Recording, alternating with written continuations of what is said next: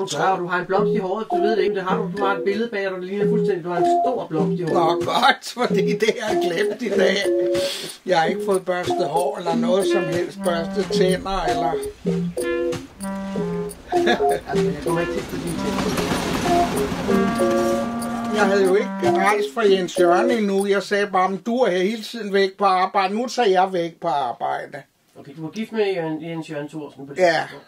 Altså var jo ikke gift på papiret, men jeg havde boet med ham i 12 år. Nå. Så var det, at jeg besluttede mig til, at jeg ville rejse fra Jens Jørgen. Fordi han var så dominerende, du ved, og ville bestemme alt. Og jeg følte, at jeg havde hittet noget, der var lidt mit eget, ikke?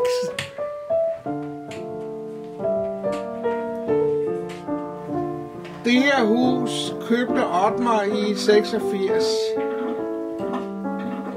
Vi mødte jo hinanden, Ottmar og mig, til Jørgen Nasses 60-års fødselsdag i Aalborg. En stor fest. Men vi blev først kærester i 82. Du har også bredt dig, du har jo både lavet skulpturer og film, performance og film, foto, og så har du på de sidste mange år i virkeligheden lavet emaljeting, ikke? Eller hvad? Jo, og installationer lavede jeg der. På Louisiana har jeg udstillet, hvor jeg transporterede en hel birkeskov til Louisiana, som jeg fik fældet heroppe i stedet. Har du egentlig kunne leve nogenlunde af det her med at være kunstner? Nej, jeg kunne ikke leve af min kunst.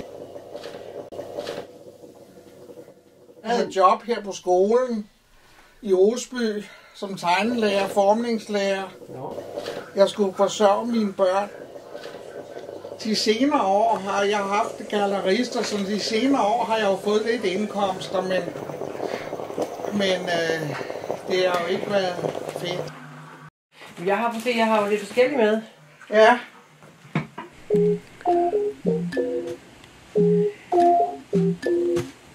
Hvad det ligger? Fiskefrikadeller, bumse. Jeg tænkte nok, du ville blive glad. Men jeg har altså ikke noget remoulade. Det havde jeg oppe i køleskabet. Jeg ændrer det. Ja, det ligger nok i skuffen, den nederste skuffe.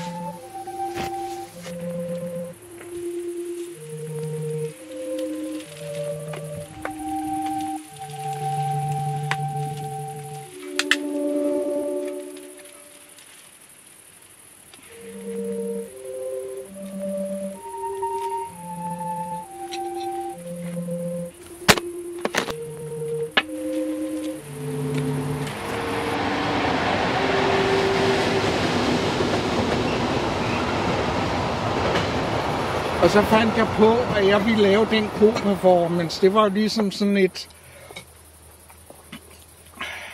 Ko-performance? At jeg malede mig som en ko og gik ud til køerne på marken. Og det lavede de... Altså, det var Tom Krøyer, der filmede det. Okay. Og der lavede jeg en performance til en præsteindvielse. Var du provokerende? Jeg havde mig og en veninde, det var der i 75. kvindeudstillingen. Og vi havde lavet et manifest om, at kirken havde altid undertrykt kvinderne og sådan noget. Så Anne-Lise, hun havde så bandageret sig, hun havde simpelthen bandager, og jeg var nøgen hertil og malet hvid. Jeg sad med bare patter. Og vi sad helt oppe i koret. Jeg sad foran hans engel, Thorvaldsens engel, der i domkirken. Hans engel. Jeg troede, det var politikeren. Og det var fyldt med folk. Ja, det er sjovt. Har du haft den snor i hovedet hele dagen her?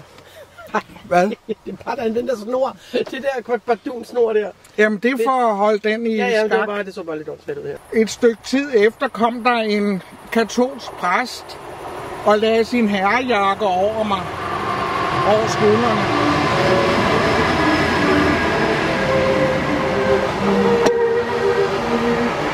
Og jeg blev så siddende.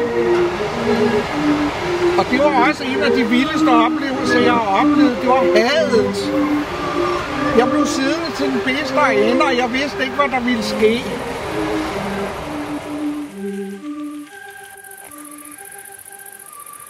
Og her er jeg også, hvor jeg solgte tøj i Paris. Malet tøj. Det er rigtigt, du har malet noget klunt. Stille dage i Clichy, hvor jeg er med som skuespiller.